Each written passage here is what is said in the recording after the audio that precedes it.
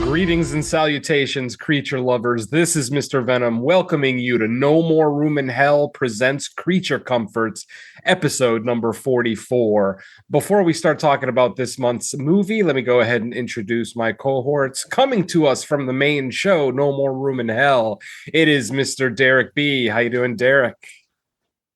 Send them cheesy movies. La la la. And also coming to us from Fresh Cuts and the Horror Countdown podcast, it is Mr. Don Anelli. How you doing, Don? Ciao a tutti, everyone. Yeah, it's great to be here. Yes, of course. It is November. It is Italian Horror Month. So, of course, we decided to bring an Italian creature feature to the table this month. But before we start talking about that, and before we introduce the movie, I just wanted to ask my co-host, did anyone get a chance to see Predator Badlands this weekend? It's raining out here. I'm pretty much been flooded in for most of the weekends. I hear you. I gotta say, man, I've seen it. Oh, good. I thought I would bring it up because it's not likely something that's going to end up on this show. It's probably not creature action enough. But I did want to bring up that there were some pretty interesting creatures in that one. Obviously, aside from the Predator, you've got a lot of the fauna and flora from this planet that are, Predator is hunting on. And I thought that there were some pretty interesting creatures in there.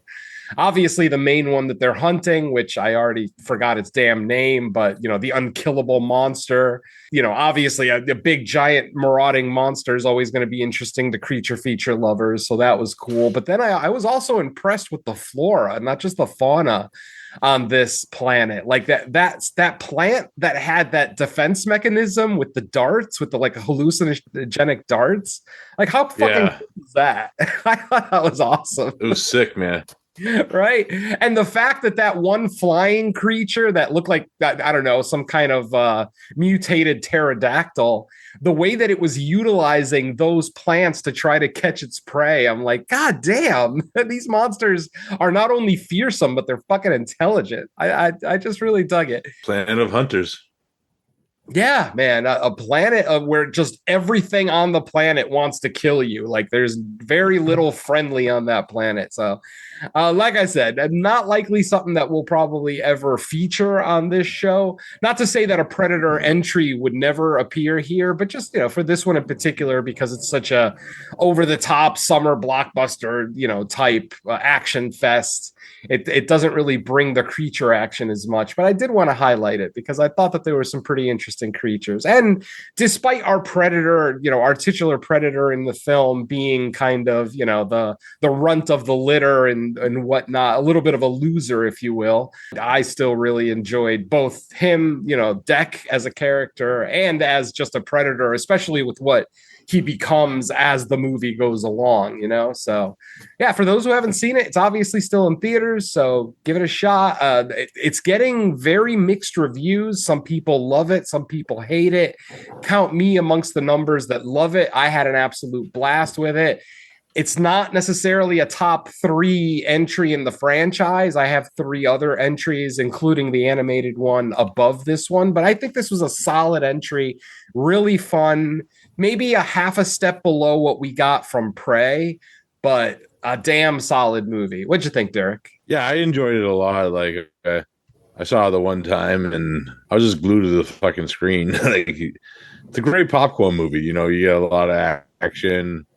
The atmosphere is pretty great of the planet itself, and I think the main Predator, like the performance by the main dude that played him, was actually pretty good. Like, because we never really got like, this is the most time we actually spent with a fucking Predator in one of these fucking movies. So it's like, exactly, and most dialogue we've ever gotten from a Predator. yeah, like, so it was kind of interesting.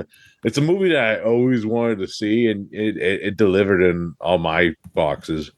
Yeah, same with me. It absolutely made. I walked out of the theater very happy. It gives you a very satisfying ending if you're kind of a petty, vindictive person like I am. So, yeah, very happy with it. So, there it is, folks. Predator Badlands. Go check it out. That's your mini review for the month. So, let's go ahead and get into our main feature. As I already mentioned, it is November, it is Italian Horror Month. And this month's pick comes to us from our Italian horror aficionado of the show. So I'm going to turn it over to Don Anelli to introduce this month's movie. Go ahead, Don. So, as everybody knows, anything about me, you always know that if I give free reign to do something, I'm always down to to kill 2 birds with 1 stone. You've had evidence of that over the past year with me asking the guys to cover the Chinese creature feature Rising Boas in a Girls' School for an Asian Horror Month block that I did last year. And this year I figured it'd be time for us to do an Italian creature feature. And, well, again, another one is I love to do sharks. So initially thought about doing The Last Shark, which was Drunk Vic Morrow. Oh God. which was one that I thought we could have had some fun with, but I kind of wanted to go in a different route just because this is one that it's not necessarily as well known as some of the other Italian killer shark films. The other thing is that in my run of reviews that I'm doing on my blog, this is the next chronological feature from Lamberto Bava. So this is actually killing 3 birds with 1 stone. So we are going to be looking at 1984's Devilfish.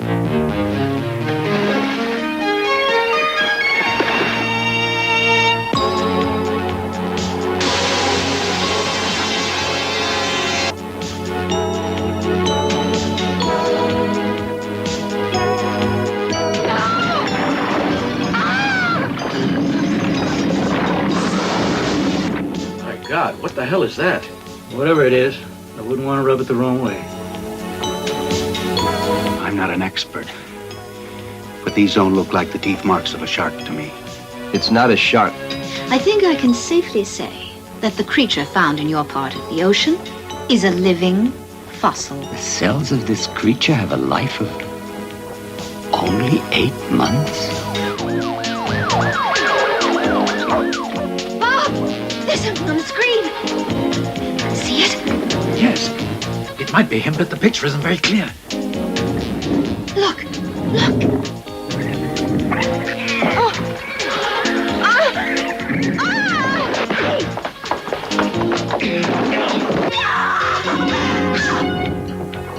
Bob?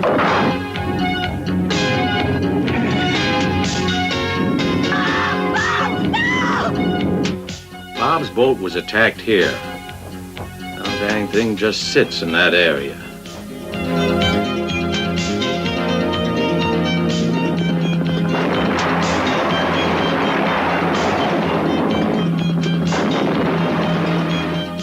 Be careful, Peter.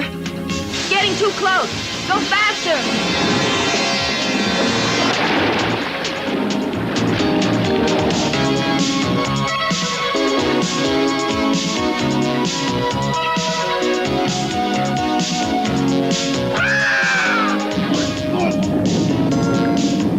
Come on. Let's go.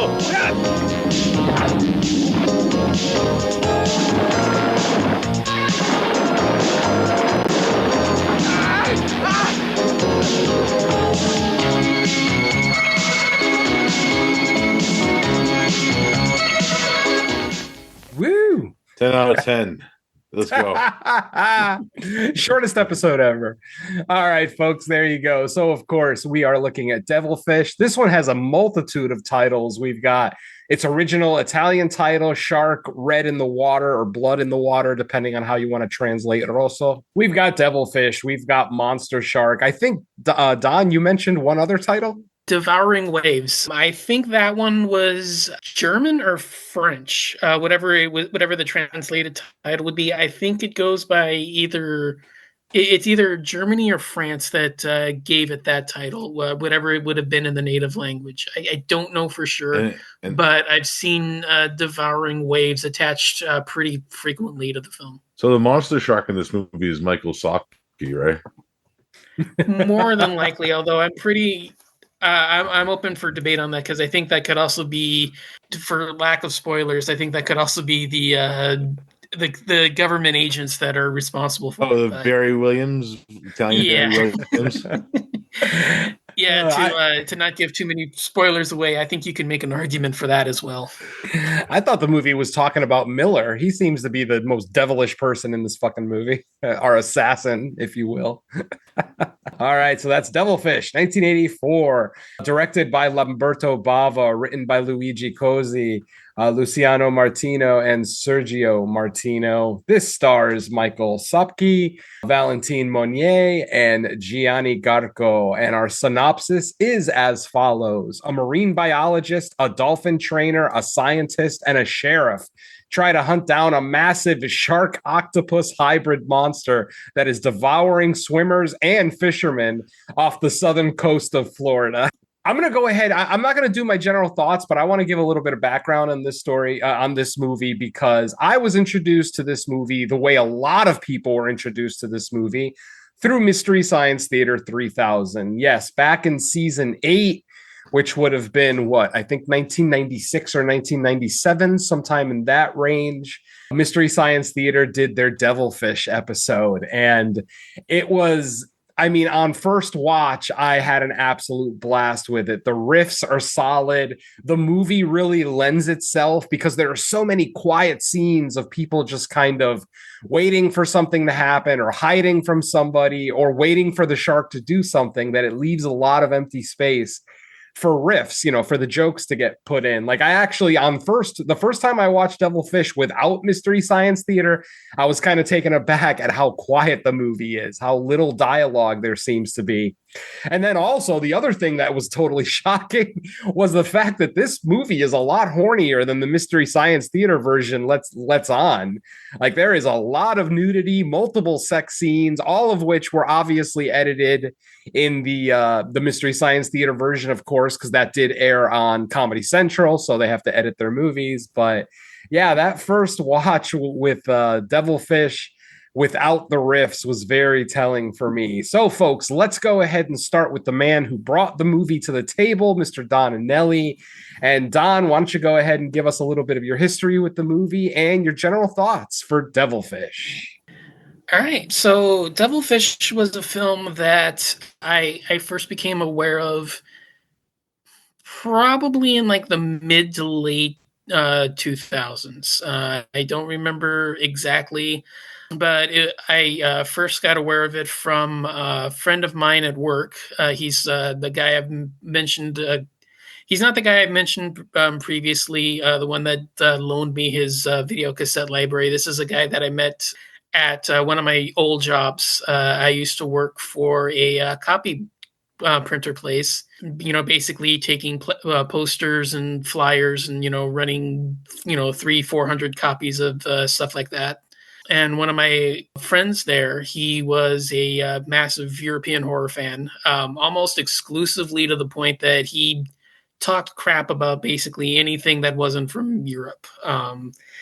He's the guy that introduced me to Nashi, to Jess Franco, to Jean Roland, to a lot of the other underground guys. I had already kind of gotten familiar with the European crop, but this was the guy that exposed me to the wider range of European horror, because I was a huge Italian fan, but not necessarily so much like the other European areas.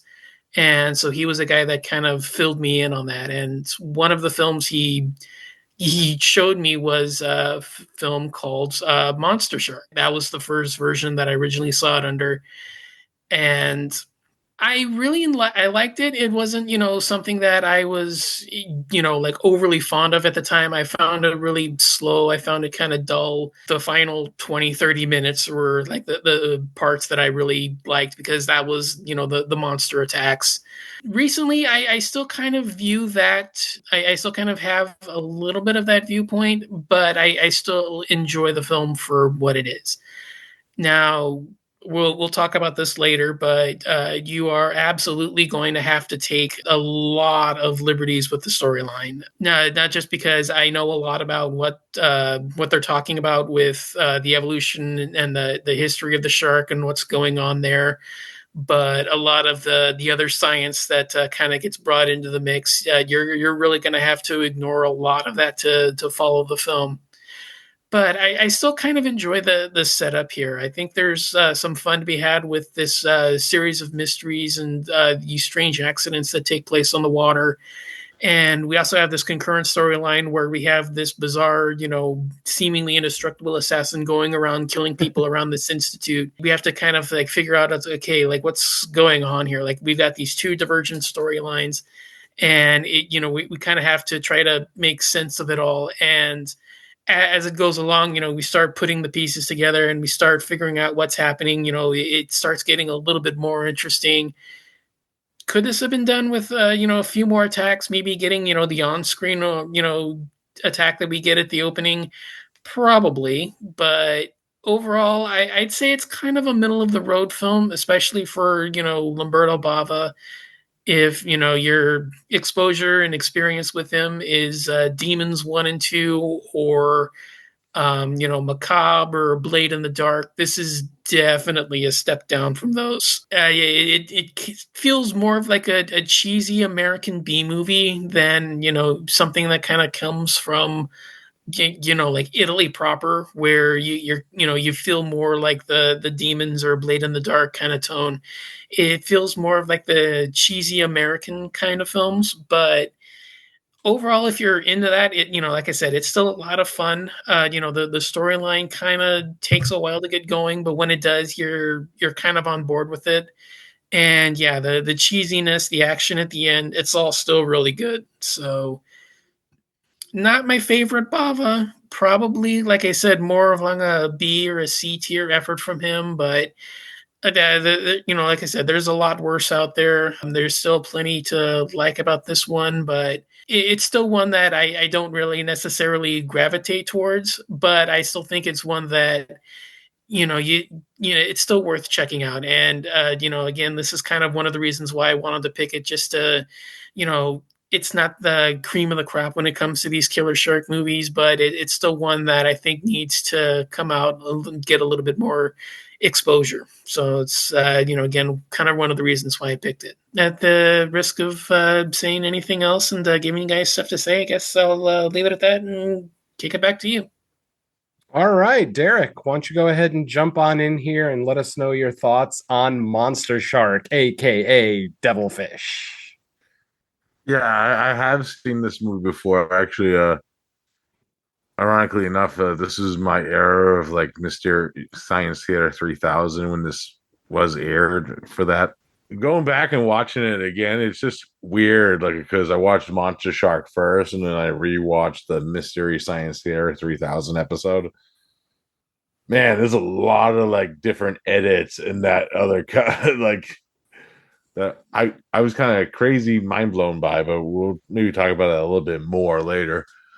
I kind of agree with Don. It's not like a tier Lamberto Bava movie, but I still have fucking fun as fuck with it. Like this stuff that I do. Like one thing that I love the soundtrack by Fabio Frizzi. This is like his cocaine era of music, where he's just fucking with the sense, and because he did this and Blast Fighter the same year, Bava with Bava, and both those scores very similar in tone and like approach and like the instruments that they use in it.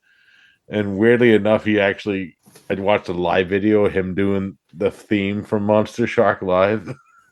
Wow, it's pretty awesome. Yeah, you know what kind of movie you're going to get when you see that Luigi Cozy is one of the co-writers, because he likes to write a lot of movies, like a James Bond movie, like even Contamination feels like a Bond movie in a way.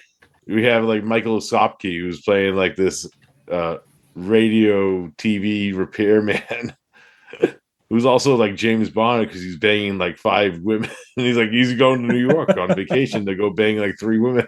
To his black coworker / girlfriend, I think. Yeah, you got that thing going on where it turns into like a Bond movie with like even like with an assassin later on in it. And then you got like this story with like the shark, which is kind of like great when you like that one scene where Gianna Garco, the sheriff, is with the doctor. They go into like this operating table, and all you see is like this giant foam tooth on the table. And he's like, "What the fuck is that?" "Oh, we just pulled it." Like it turns into like you have like that weird like cop like giallo part of it too, with like the investigation parts, which is typical in like these Italian horror movies. They try to go back to their roots a little bit, like adding some goofy fucking giallo shit in there. But I have fun with it. I kind of like it for what it is. Is it a perfect movie by any means? Fuck no. But this is still a lot of fun to be had with it.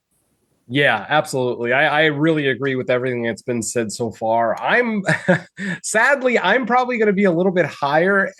Not to say that this movie is A or even B tier. Like for me, this feels solidly C tier.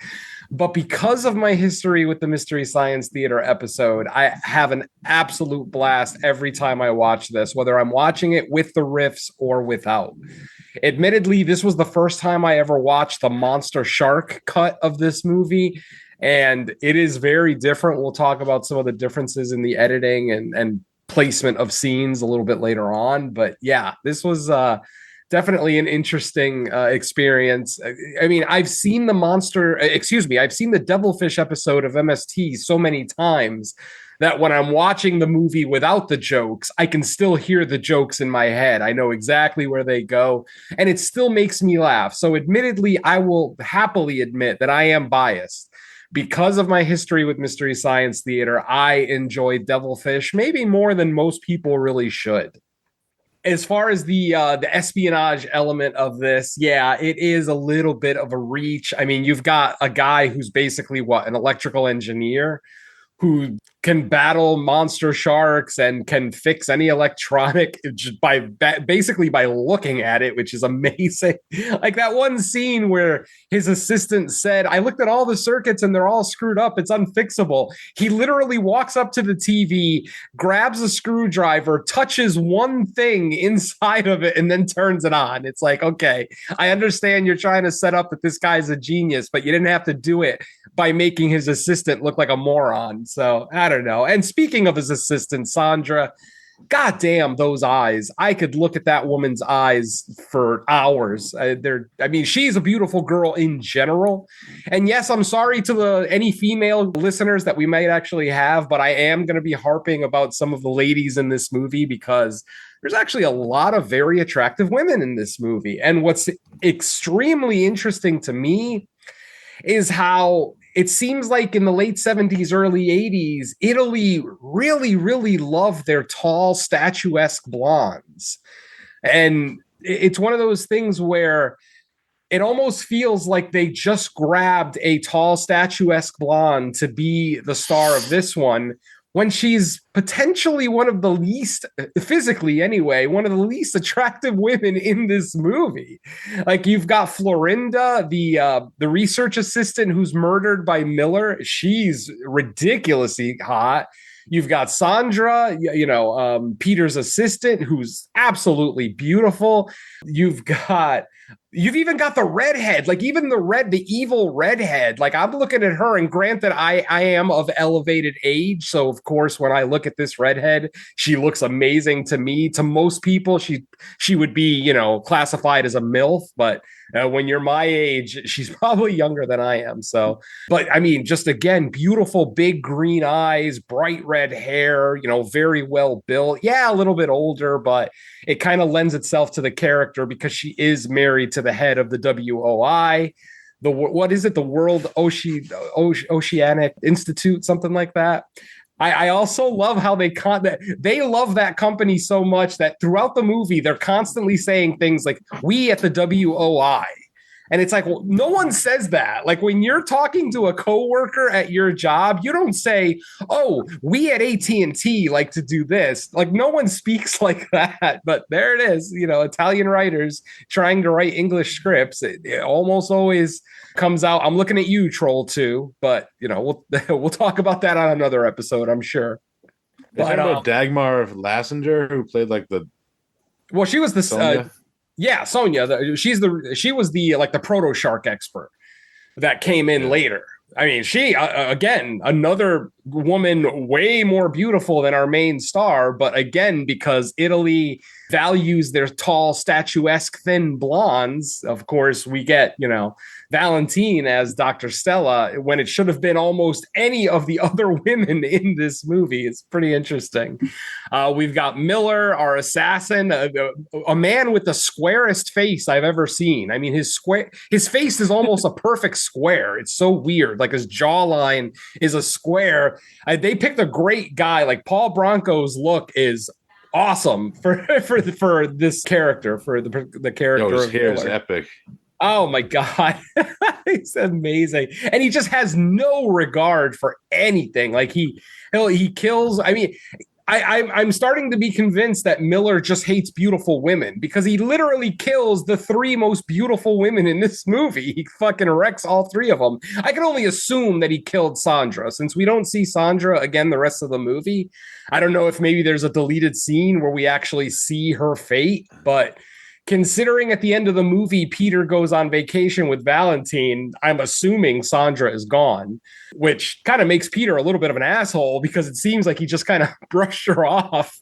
Like, I don't know if maybe she disappeared and they never found her body. So he's assuming that she just took off because of jealousy, because obviously Sandra was jealous of Dr. Stella, which doesn't make any sense to me. Like, you're 5 times better looking than her. What are you jealous of her for? It's fucked up too. Fucking her last scene of the movie, then it cuts to them fucking having sex on the beach. Yeah. Oh, yes, exactly. I mean, granted, Sandra doesn't make a great decision in her final scene there where she's, talking to Miller. Miller kind of threatens her. And literally, as soon as Miller walks away, she walks over to the bar telephone, doesn't even go to her room to do it privately, goes to the bar telephone to try to call the sheriff.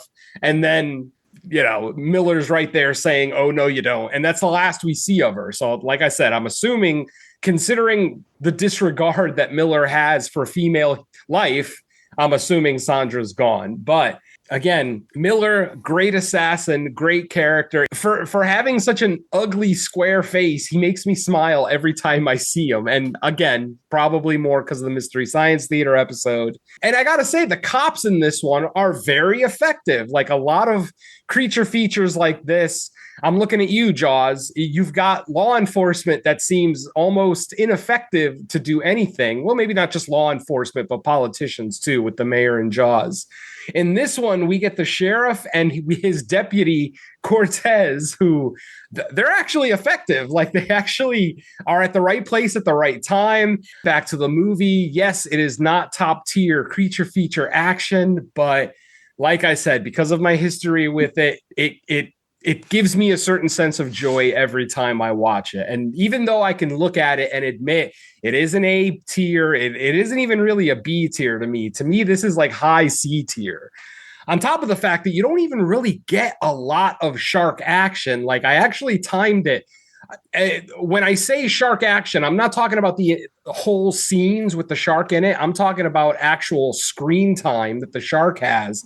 This movie is an hour and 30 something minutes and 34 minutes, and the shark is on screen less than 5 minutes. Like, I timed it. Now, that sounds a lot like an early Godzilla movie where we only got to see Godzilla like once or twice in a film.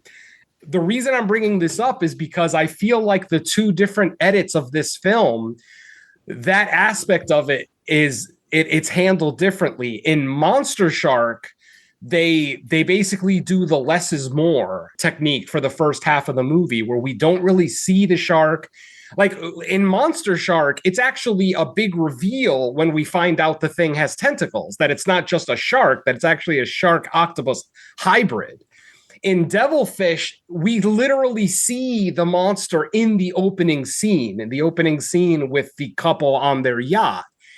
In Monster Shark, that scene doesn't take place until the 40 or 45-minute mark of the film.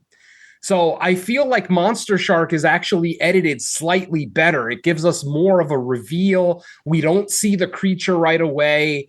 So there's a little bit more suspense about, oh, what's it going to look like? You know, what kind of abilities is it going to have? Things like that. It definitely just worked a lot better for me. Another difference with the two is the way that they handled the scene where they were pulling the body out of the water with the legs bitten off. In Monster Shark, that scene is a standalone scene. It's actually the opening scene of the film, where the helicopter shows up, they see the boat damaged in the water, and then they pull out the guy, they pull out the dead body, and then the reveal is that his legs and arms have been bitten off. As they pull him out of the water, you can see that his arms and legs have been bitten off. In Devilfish, they actually parallel edit that scene together with a scene of Stella playing with dolphins, and it makes no fucking sense to me. Like, why would you intercut those two scenes?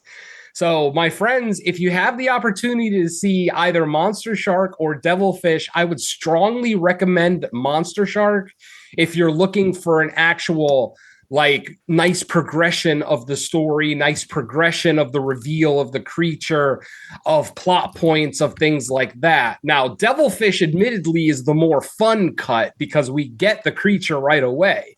We get the creature, you know, attacking that couple on their boat right away. And then it goes to the intercut scene of Dr. Stella playing with dolphins and, you know, the Italian Coast Guard pulling that body out of the water. So like I said, Devilfish overall, I don't know who edited Devilfish, if there's a different editing credit for Devilfish over Monster Shark, but I feel like I said, I feel like they were going for just something more fun, like a more over-the-top creature feature, whereas whoever edited Monster Shark was going for a more like slow rising tension type thing, and with slow reveals, and then finally a shot of the creature, which we never really get in either cut. We never get like a full-on nice shot of the creature. I'm not sure if that's because of limitations with the prosthetic. You know, maybe it doesn't look very good when it's just in clear water floating there by itself. Maybe it doesn't look great, so they kind of did what they could. I would have loved to have seen at least one good shot of the creature. We get various side shots. We get a couple of full frontal shots, but in very low light, because the cameras underwater are obviously relying on the lighting under there. So, you know, the shots that they're projecting back up to the TV screens is a little dim, a little blurry. There's the one scene where, Sonia and Bob are watching the screen, and as the Devilfish approaches the screen, all you see is a basic shape, like a basic blob shape. It's hard to really make heads or tails of what you're looking at. So if there was anything that I would wish that they could have put a couple of really, especially at the end of the movie, especially during the final confrontation where they finally dispatch the creature. I would love to see a bigger, wider shot of that thing. But again, like I said, if the prosthetic didn't look good, then I can understand why they kind of worked around it. Ultimately, I think they made a decent movie with what they had. Like, there's no big name stars here. You've got some, you know, decently big name writers. Obviously, Lamberto Bava directing. Obviously, a slight disappointment, you know, if you've seen stuff like Don was saying, if you've seen stuff like Demons, yeah, it's a little bit of a step back. But ultimately, the DNA is still there. You can still tell that this is a Bava movie. There's certain elements to it that kind of scream the Bava name. So yeah, overall, like I said, I'm probably going to be coming in highest on this one only because of just the sheer joy that it brings me and just the smile it puts on my face. Anytime anybody even mentions Devilfish, like when Don mentioned it on the last episode, you should have seen the shit-eating grin on my face. Like I was so happy that that's what we were going to be doing for Italian Horror Month, because Derek and I actually have already reviewed The Last Shark on another show, and that wasn't the most fun review, if I remember correctly. Not necessarily because of the movie, more because of the show that we were on, but that's a story for another day. But either way, like I said, I enjoy Devilfish, Monster Shark, Shark Blood in the Water, whatever you want to call it. Overall, it's easy to watch. You've got lots of beautiful women. If you watch the Monster Shark cut, you're getting lots of nudity. I mean, almost all of the women in this movie appear naked in the Monster Shark cut. If you watch the Mystery Science Theater episode, you're not going to see even one half naked woman, but I think David Hess was a scout. Oh God. David Hess would have changed the entire context of this movie. It wouldn't have even been about the shark. It would have been about him. Imagine David Hess as Miller. Oh God. Oh, he rapes the women before he kills them. Oh, Jesus. Well, he rapes them for 20 seconds. David Hess's on-screen stamina is not great. some of our other shows sprinkle into this one now. Yeah. Or maybe you've raped him after the fact. Oh no! I wouldn't put that past David Hess, though. And what's funny is that the man David Hess is probably a sweetheart. He probably was a great guy, but he was such a great cinematic piece of shit that's all you could see. Anytime I saw David Hess, it's like, oh boy, he's gonna rape somebody.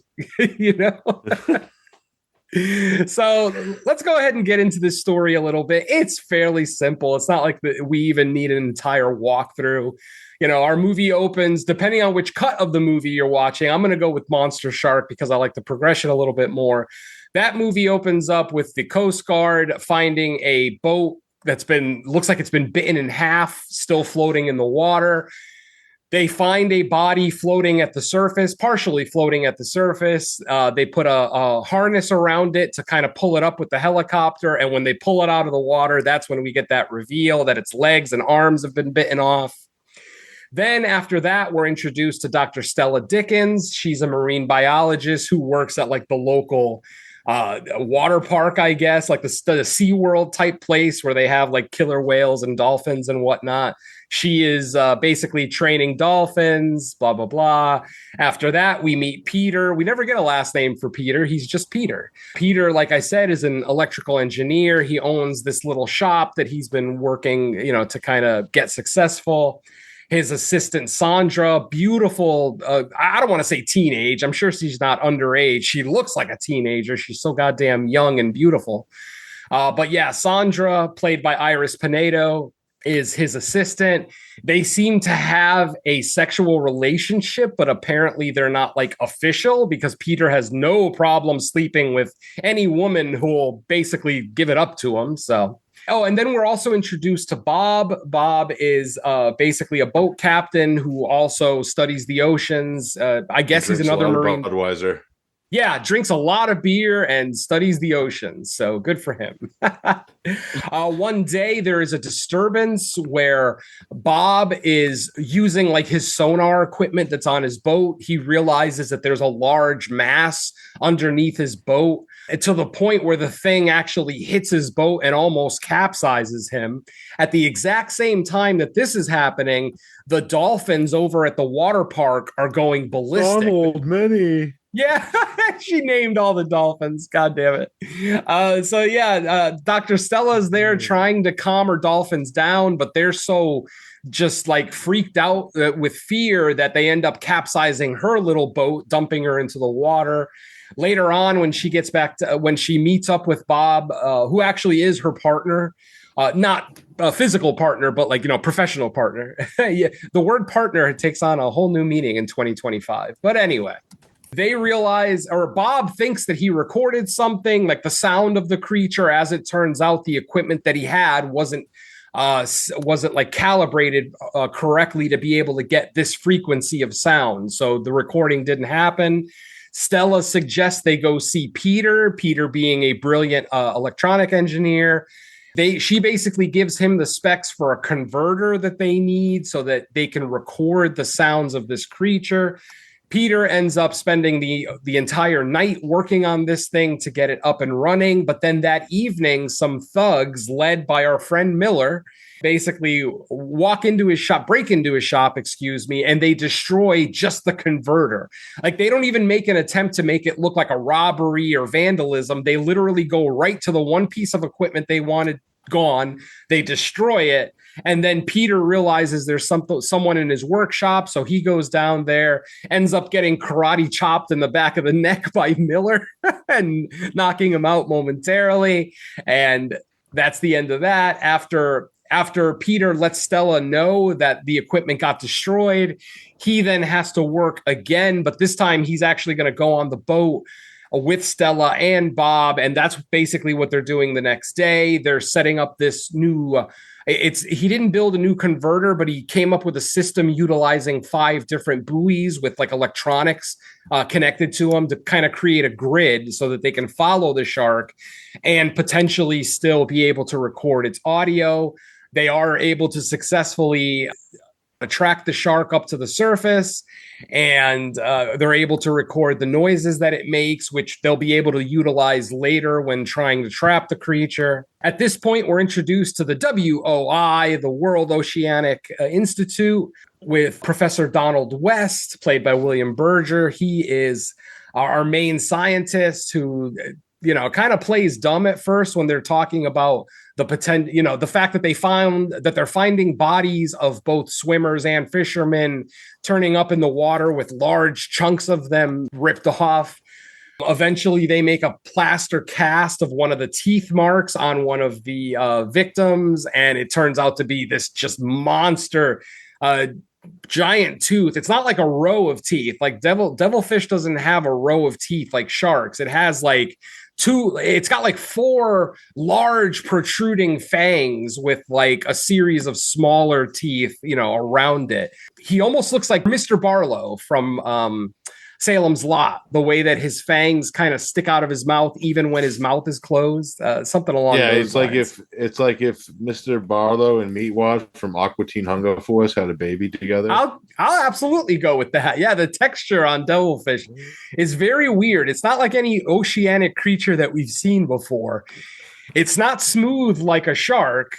It's more octopus-like, but even octopus skin is smoother than this. Like, this is almost scaly. Like, he almost looks like a reptile. Obviously, he's called a proto-shark. They call him a proto-shark in the movie since he is a shark-octopus hybrid. And yada, yada, yada, more happens, more victims, blah, blah, blah. Eventually, we find out that Dr. West and not the head of the WOI, but the head of the WOI's wife, I think her name was Janet, right? As it turns out, Dr. West or Professor West and Janet basically went behind the WOI owner's back to create this creature. Because, again, villain logic. He talks about how the oceans are an untapped, just gold mine of resources. What doesn't make sense to me is that he created this monster shark specifically to kind of monitor these areas, to basically protect them. But it's like, well, what happens when your team wants to go down there and tap some of the resources in that ocean? They're going to get attacked just like anybody else would. It's like the Professor West's forethought was a little slim. Anyway, fast forward to near the end of the movie, and it's revealed, the conspiracy is revealed. As it turns out, our sheriff just happened to be right there listening in. He then tells, and at this point, of course, Professor West has the head of the WOI at gunpoint. The sheriff luckily gets there in time to be able to overhear everything. He tells West to turn around or to freeze. West turns around, takes a shot that completely misses the sheriff. I mean, he couldn't have been more than 6 to 8 feet away from the sheriff, and he took a shot that went hard left. Obviously, this guy's a scientist because he's never fired a gun in his goddamn life. And of course, the sheriff returns fire, hitting him right in the heart with one shot. Donald West, that's the end of Professor West. Janet ends up getting arrested. And did I mention that she's the wife of the WOI head? So basically, she was cheating on her husband with Davis and working on this project behind his back. So like I said, she ends up getting arrested. Through research, the head of the WOI realizes that this creature is a self-replicating creature. It's asexual. It doesn't have to have a mate to reproduce. Basically, if this thing dies, its cells then break down and become more creatures. So it's literally a self-replicating creature. And he basically says that, within a few months, the oceans are just going to be completely covered with these things and nobody's going to be able to go into the ocean. That's it. The oceans will be off limits to everybody because of this fucking creature, which would pretty much destroy our economy. I mean, so much of our economy, of every country's economy, is based out of the sea. So yeah, Professor West definitely didn't have very much forethought. But the head of the WOI says that we should be able to kill it with fire. The cells should break down and completely burn up in fire so that it can't reproduce. That's what they end up doing. They end up utilizing an audio recording of the shark previously to kind of lure it out into shallow waters. Because obviously, how do you set something that lives in the water on fire? If you try to do it in the open ocean, it's just going to dive. It's just going to dive deeper and put the fire out, and you're back to square one. So they lure it out. They lure it into shallow waters. It looks kind of like a marshy swamp area. Eventually, they start pouring kerosene that looks suspiciously like pink lemonade into the water. And eventually, when the Devilfish does take the bait and start attacking some of the men that are there, that's when these are some of the coolest cinematic flamethrowers I've ever seen. Like, I gotta say, if these are real flamethrowers, these are fucking awesome. These are really nice flamethrowers. They're probably borrowed from the set of Blast Fly. Possibly, because I mean, these are some of the nice, not necessarily nice, like expensive looking, but nice as in easy to use. Because a lot of flamethrowers are like these big apparatuses with the dual tanks of gas on your back and everything. It's not like those Tesla flamethrowers that they put out a couple of years ago that are just kind of nice and easy to hold, handheld, blah blah blah. So I was pretty impressed with those flamethrowers. And yes, they are successfully able to burn the creature. The whole time I'm sitting there thinking, why don't you just roll around in the water? Like, I understand you're in shallow water, so you can't dive completely, but you'd think if you just kind of rolled, like a puppy dog doing a trick, just roll in the water will put the fire out. But what do I know? Apparently in this movie, fire beats water. It's like that scene in fucking Ed Wood where Bela Lugosi fights the octopus. Oh God, Ride of the Monster, right? Yeah. One of the worst cinematic deaths ever. And it's not even Bela Lugosi, it's a stunt double, and it still looks awful. So good. So that's, like I said, that's pretty much our story. And then, like I said, our movie ends on a really bad joke where Dr. Stella shows up at Peter's workshop again. Peter, completely oblivious to the fact that Sandra seems to be missing. I mean, he's all smiles. He's about to go on vacation. And they end the movie with a joke where Peter says, I'm on my way to vacation. Stella says, where are we headed? And Peter says, we're going to the mountains. And then the movie just freezes right there and end credits. So yeah, bad dad joke to end the movie. But like I said, overall, and I've said it about 5 times already, and I'm going to say it one more time because of my history with this movie and the Mystery Science Theater episode. I am probably, a lot higher on this one. This movie gives me a lot of pleasure, a lot of joy every time I watch it. It's an ear-to-ear grin from beginning to end. Is it a cinematic masterpiece? No. Is it even a quote-unquote good creature feature? That's up to the viewer, honestly. But ultimately, I have so much fun with this one that I'm very happy to watch it. And I mean, to the point where I watched it 3 times. I literally watched Monster Shark, then I watched Devilfish, then I watched the Mystery Science Theater episode of Devilfish. So I definitely did my research for this episode, watching the damn movie in 3 different forms. But yeah, just like I said, fun. If you go into it knowing that it's just kind of another one of those Jaws cash-ins, those European Jaws cash-ins, I think you can be a little bit more forgiving with some of its cheesiness, some of its maybe questionable science, some of its sketchy writing. But ultimately, if you're watching the full R cut, lots of nudity, beautiful women to look at. Hey, and Peter isn't exactly bad to look at either for you ladies. So, something for you guys too. So yeah, overall, I had a good time with it. Yeah, it's crazy. Like all the wounded people from the shark, they actually use real amputees. Oh, really? I didn't know that. Oh, cool. Yeah. So the guy that had his arm bitten off, the one who died in the hospital? He was a real amputee. Oh, that's cool. See, that's hey, you got to try to save money on a production any way you can. So I give them kudos for that. Absolutely. Plus, you're giving amputees jobs that maybe they couldn't get normally. So no, that's awesome. And fun fact for fans of Italian horror, Dagmar Lasender, who played Sonia West, Dr. West's wife, she was actually you ever see We Are Still Here?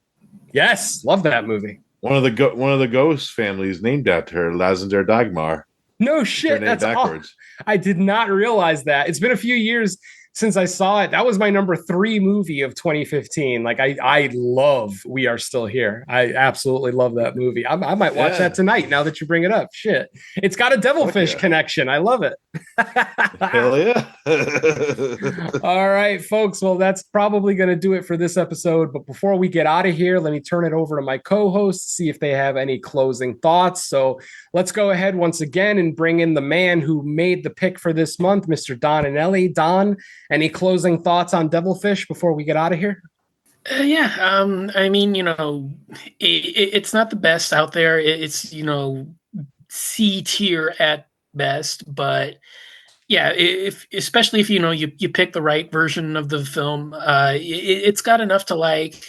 Could you have gotten a better look at the creature? Could it have been involved in a few more scenes? Probably, but yeah, it's still a fun time. There's still enough going on to enjoy it, and I don't know why you don't have this, in like a lavish special edition with all 3 cuts of the film, so you can compare and contrast all the different edits, and I'm sure maybe one of the other versions probably mixes all 3 of them together, so you get everything combined together into one interconnected version. But if you've seen Lamberto's best stuff and you have an appreciation for the cheese, this is definitely one that you can give a shot to. So awesome. All right, Derek, any closing thoughts? I'm actually pretty glad that because this movie was kind of hard to the Monster Shark cut of itself wasn't released for years, and Infamous Company originally released it on Blu-ray, which I actually own that version of this movie. Code Red put it on Blu-ray originally, but I'm glad it's getting a brand new release from Severin, which I actually might pick up too because it comes with the Fabio Frizzi soundtrack. Nice. I'm a horror. Oh, is that one of their Black Friday ones this year? Yeah. Oh, nice. Right. So I'm definitely gonna probably pick that up. So yeah, I love Monster Shark. Excellent. Like I said, I could recognize it for all its faults, but it's a fun watch. Yeah. Like I said, I recommend the movie absolutely. If by some freak of nature you actually are able to find different cuts of it, I would suggest if you're looking for the more fun kind of action driven version of the movie, that would be Devilfish. So go with that one. But if you're looking for one that actually builds the suspense and builds the tension a little bit slower and does the, the less is more technique throughout the first half, then I would suggest Monster Shark, which is my personal favorite cut of the movie. I like the progression of that version. It just feels a lot more natural. It feels more like an American movie, if you will. I mean, I hate to sound like a douchey American, but it definitely, Monster Shark feels more like something that an American made as opposed to Devilfish, which, is more, it almost feels more like Lamberto Bava movie. Lambava. Lambava. I'll go with Lambava. I like that. All right, folks. So that's it for episode 44 of No More Room in Hell presents Creature Comforts. This is Mr. Venom on behalf of Derek B. and Don Anelli, thanking you all so much for joining us. Look out for our December episode. We have not picked our movie. I think we could announce. I think we actually did. Oh, that's right. You did pick one. Yeah. Go ahead. Well, actually, technically, because we said it a while ago, we're going to do this movie, so I'm actually going to be skipping my pick this month because a brand new creature feature comes out on Netflix December 1st. Troll 2. Love it. Our first sequel. Technically, isn't Frankenstein and Wolf Meets the Wolfman kind of a sequel? I mean, I guess it's not a true sequel, but it's more of a, what do you call it? Our first newer sequel, I should say. Well, I'll go with that. Definitely a first true sequel. I mean, it's definitely, since it is Troll 2, and for fuck's sake, it's not that Italian Troll 2 from the 80s or early 90s, whatever it was. Yeah. Please don't get it twisted, folks. We're talking about the my god. Oh god. They're eating him and then they're gonna eat me. That's what I was talking about earlier, folks, about Italian screenwriters trying to write for American audiences. It almost always ends up in comedy. Folks, once again, on behalf of Derek and Don, thank you for joining us. We will see you next month with Troll 2. It should hit Netflix, if I remember correctly, so you've got some homework for the next episode. We will see you in December. Let's go ahead and say bye to the folks. Later. Take care, folks. We'll see you next time.